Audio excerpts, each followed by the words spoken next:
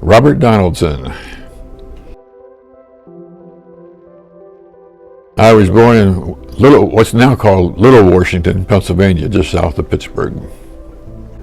My parents moved to Ohio when I was about 6 years old.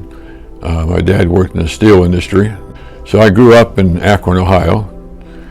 Went to local grade school, short walk from home, walked to high school, and later on I walked to college. Started working with a small manufacturing company in Akron. It was a 9-year cycle to get my degree in industrial management. After about 8 years, I left that company and went to work for what is called Sprint in Warren, Ohio in 1970, and then finally retired in 1999.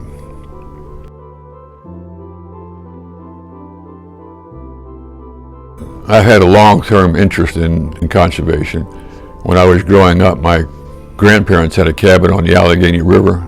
As part of the deal with the farmer, where they had their cabin, is they help with the crops. So I spent a few summers riding a combine, bagging oats and baling hay and those kinds of things. So that's really where I got a general interest in conservation. Well, it's a long story. I decided wanted to try flying drones. And after doing a little research, I decided that I probably needed the drone pilot's license to do what I wanted to do. So I did that, went up to Worcester and took the exam and got my drone license. One of the things interesting about that was that the amount of stuff you had to learn with regard to weather was far more than I thought you'd ever have to need to be a drone pilot. So I got interested in the weather from that perspective after I got my pilot's license, which ultimately led to interest in COCORA's, a community collaborative rain, hail, and snow. It's a volunteer organization nationwide. So I started reporting weather for them every morning at 8 o'clock. Then I became aware that the Richland Soil and Water Conservation District also did precipitation monitoring, so I came to a class that they had here.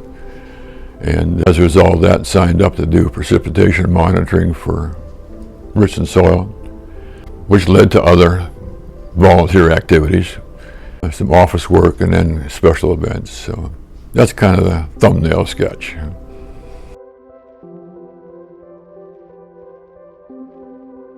Yeah, my work with the district started with precipitation monitoring, just doing the precipitation reports. That led to some discussions because on my application I'd indicated I had some Excel experience, and that led to some projects related to redoing some Excel workbooks that they have here.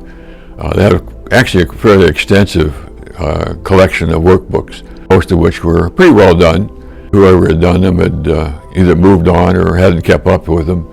So I redid all those workbooks over a period of several months. And then the opportunity came along to do a volunteer for a special event down at Malabar Farm. So I signed up for that and looking forward to doing that later in June. We had some discussions about getting some schools involved and students in precipitation management. And that led to a discussion about a PowerPoint that might be used to educate the teacher and the students. And so as a result of that, I built a PowerPoint presentation that covers the precipitation monitoring for Richland Soil and Water.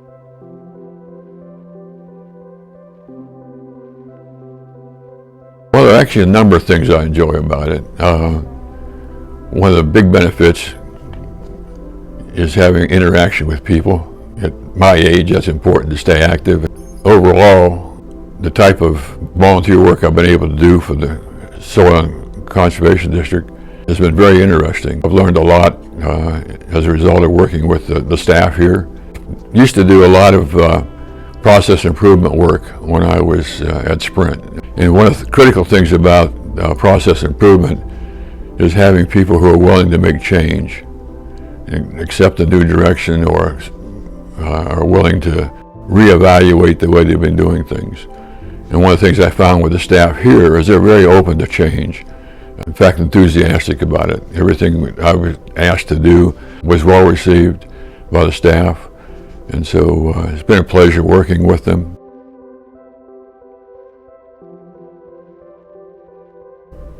With all the things that are taking place in the world, and the United States itself, our community, managing growth, that is housing developments, industrial complexes, those sort of things, put a terrific burden on the environment.